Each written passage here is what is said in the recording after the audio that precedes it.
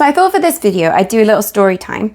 But, you know, when you tell a story, you have to look at someone's face. And I don't know if you want to look at my sweaty summer Kagoshima face right now. So I thought I would just tell the story while I was doing something else that was mildly interesting, which right now is making a new backsplash for my stove top.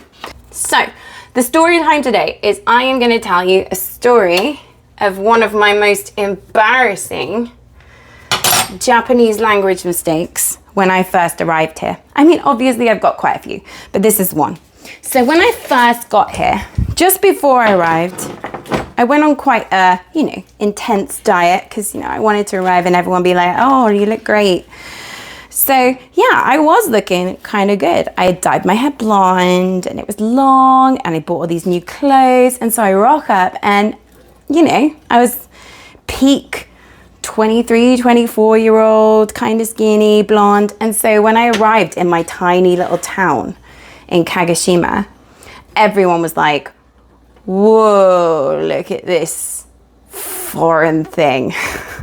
My town did not have foreigners. There was like the old ALT and that was it. And she was like brunette and stuff. So I think I was quite a shock to the system when I arrived. And anyway, so when I was walking around town, it was just constant. Everyone would be like, oh, kawaii, kirei, she's so pretty, she's so cute. And it's like, you have to really be careful about letting it get to your head.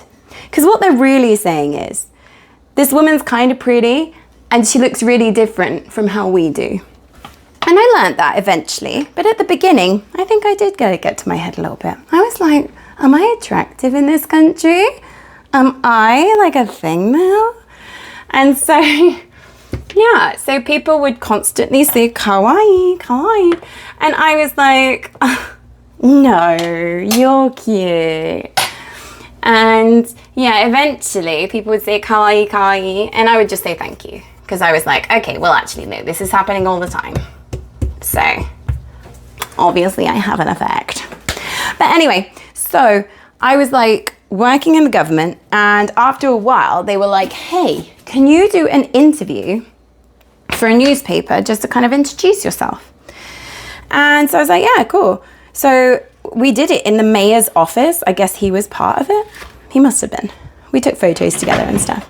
And so at the beginning, I had to do an interview with an interviewer and a translator. And we're talking about stuff. And he's like a local. So he's making like very conversational questions and chat about the schools and stuff. And I barely understand anything. But then at one point, he starts saying something and it sounds like a compliment.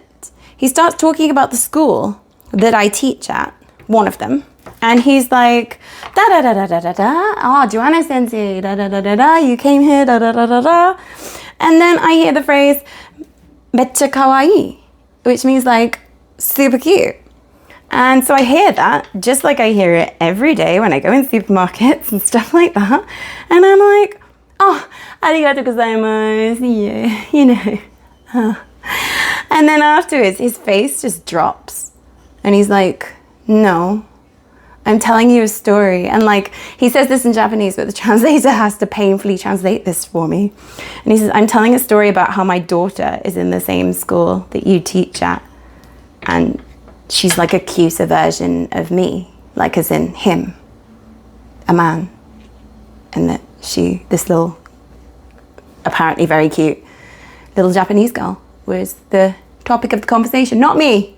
I was a subtopic and I was mortified. Everyone clearly thought, oh, this girl is way too big for her boots. She thinks she is the effing, the dog's bollocks. So yeah.